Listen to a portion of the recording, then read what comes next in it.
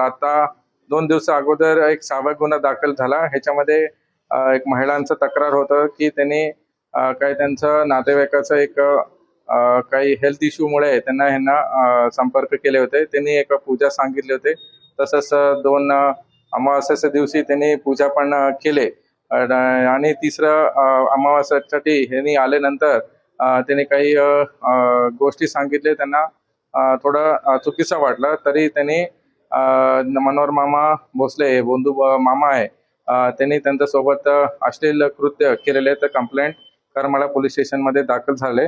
मागच्या गुन्ह्याचा आम्ही तपास केल्यानंतर हे समोर येते की जे त्यांचा आश्रम आहे, गोटीमध्ये आश्रम असतील, ते ग्रामपंचायतने पण हे दिलेले आहे की निवेदन आणि ठराव केलेले की ते पूर्ण अनधिकृत आहे, इलिगल आहे। त्याचा पाठपुरावा आमचा चालू आहे।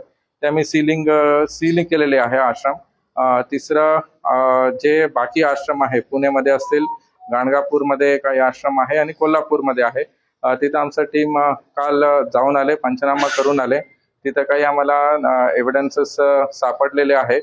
तसेच यांचा मोठा आर्थिक व्यवहार यांचा होते, जेणेकरून भाविकांना जे पर्ची काढायलाच 21,000 नाहीतर 52,000 असं ते 2 प्रकारचं पैसे लोकांकडून घेतात आणि काही अमावस्येमध्ये काही पूजा करण्यासाठी पण बरेचसे आर्थिक व्यवहार होतात, असं हे एकंदरीत समोर येते। आम्ही बाकी आर्थिक दृष्टिकोनातून आणि बाकी इतर जे तपास आहे ते SIT बनवून 5 अधिकारी हे SIT मध्ये काम करतायत।